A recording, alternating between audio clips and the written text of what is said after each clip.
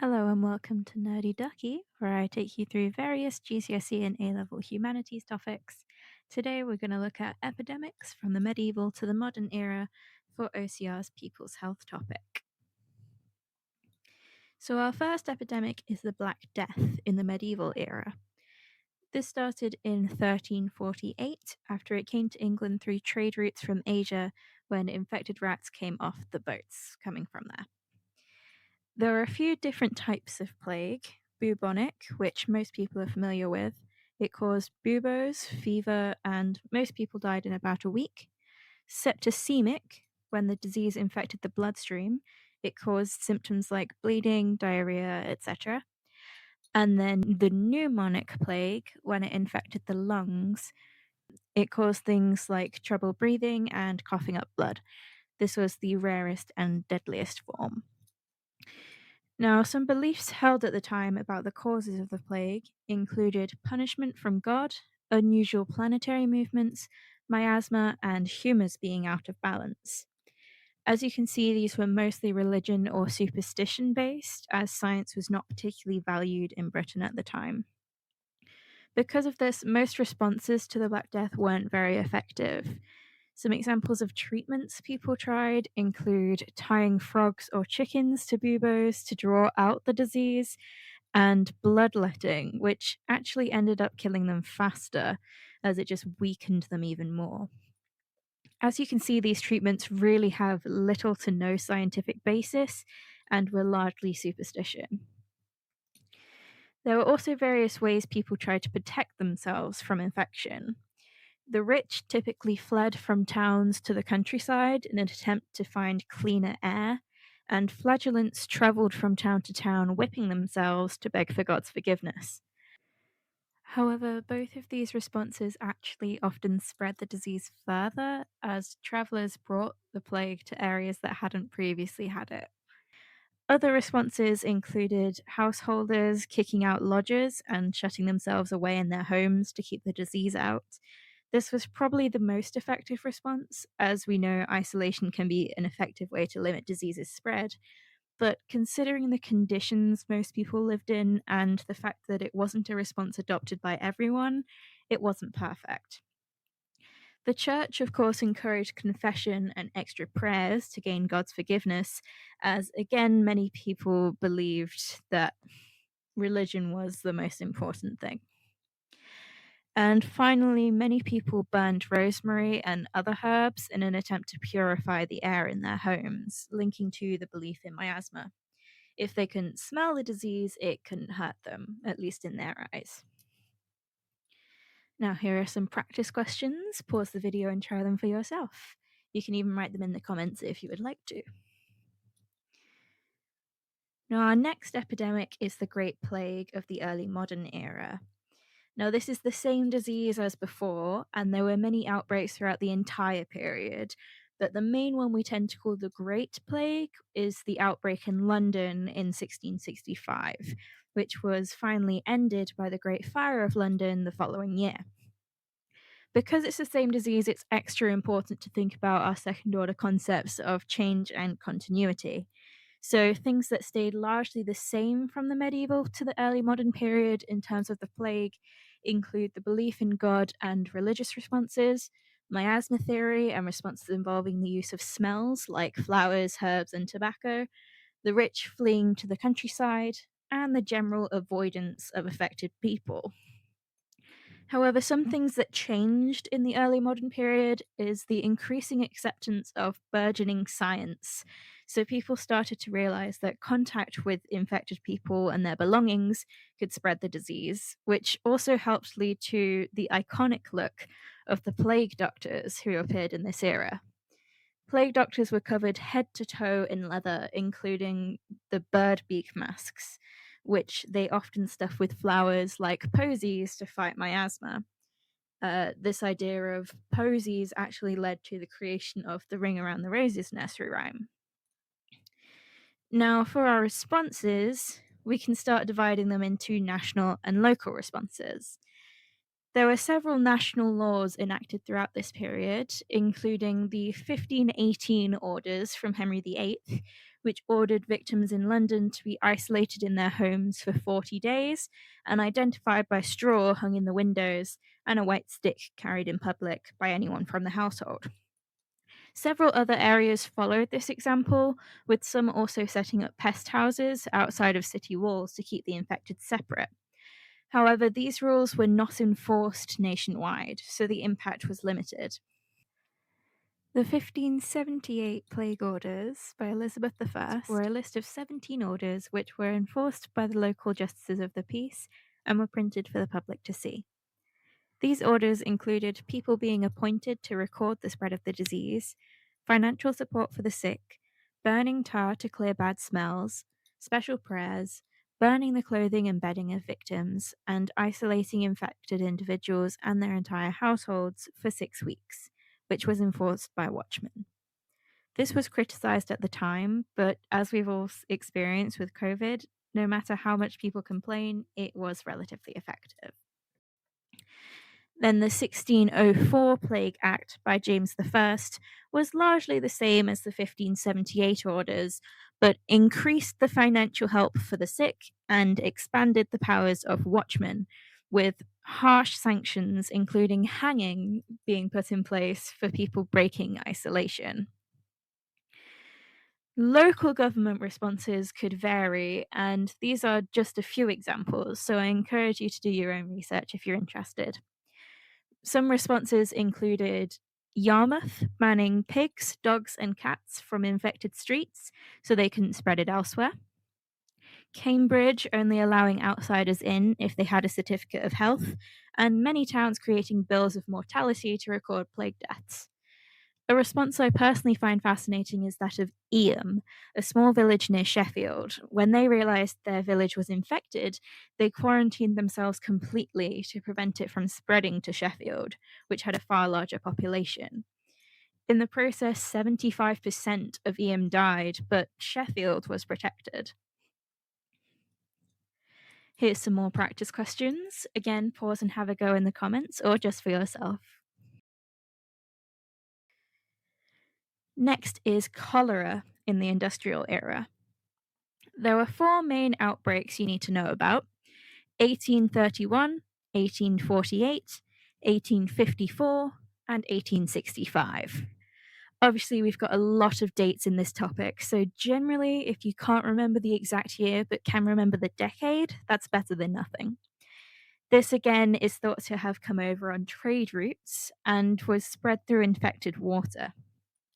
Cholera kills by dehydration, caused by intense diarrhea and vomiting, and it killed over 100,000 people in total. During this period, there were some massive shifts in beliefs due to new scientific discoveries, so responses also reflected those changes. In the 1830s and 40s, people still believed the disease may be caused by miasma, God's punishment, or contact with a victim. This led to responses like burning tar and clearing streets to reduce bad smells, quarantining victims, and increased church attendance, as well as a national day of fasting and prayer in 1832. In 1848, Edwin Chadwick published his sanitary report on the living conditions of the poor, bringing attention to the high rates of disease and death in these areas, and encouraging the government to act rather than continue their laissez faire or leave alone policy. This did prompt the Public Health Act of 1848, which set up the General Board of Health and encouraged local councils to set up boards to take responsibility for sanitation. However, this act was limited as it was voluntary, so many areas considered the cost of change and decided against it.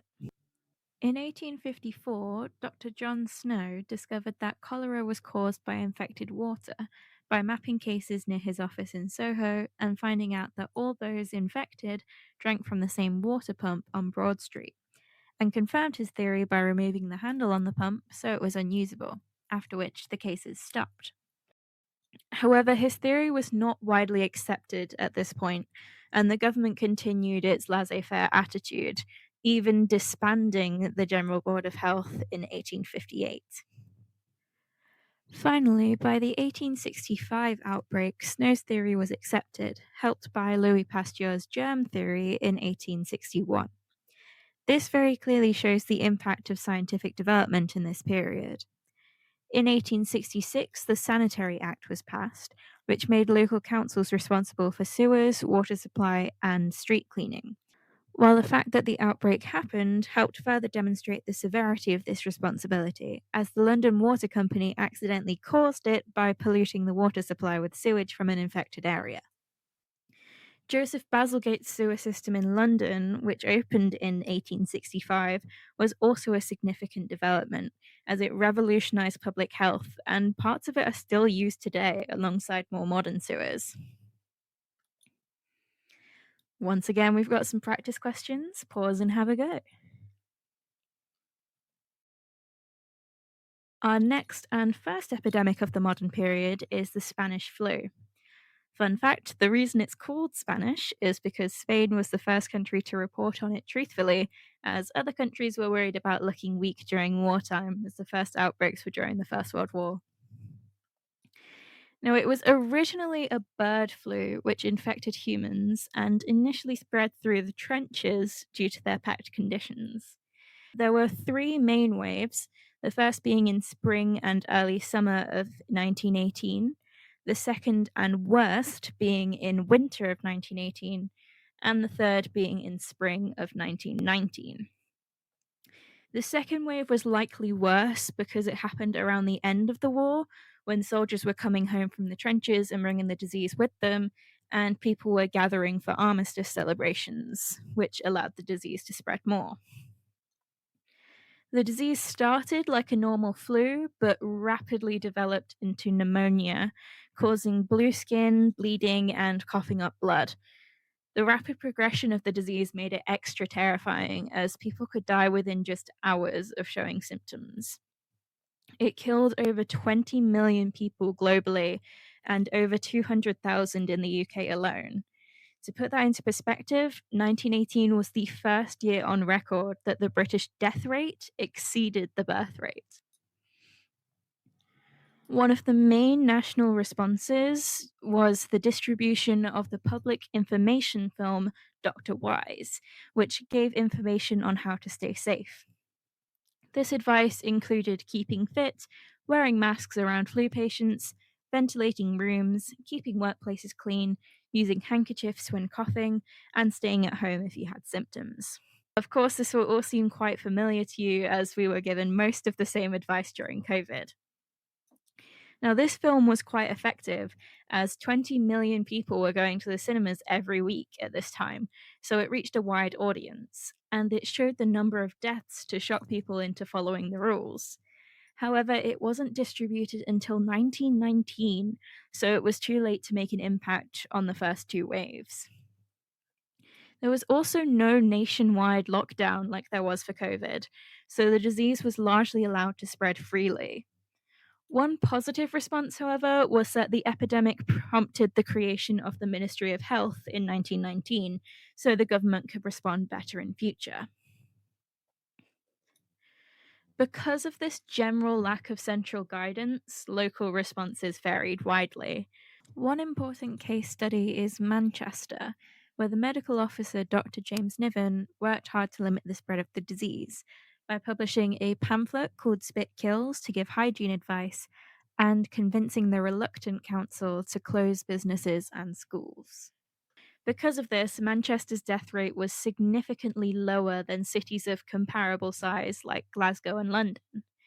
In general, many places also shut schools, theatres, cinemas, and dance halls, but not factories and pubs, which were considered more important.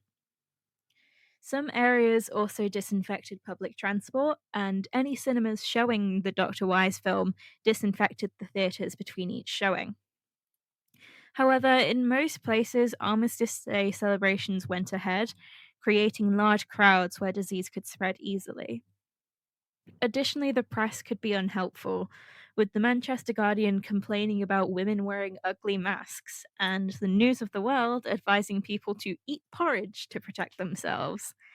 Similarly, there were many quack remedies peddled by people wanting to make some quick cash, such as Dr. Williams' pink pills for pale people, which of course sounds very legitimate. And again, we have some practice questions for you to try. And the last epidemic we're looking at, also in the modern era, is HIV/AIDS.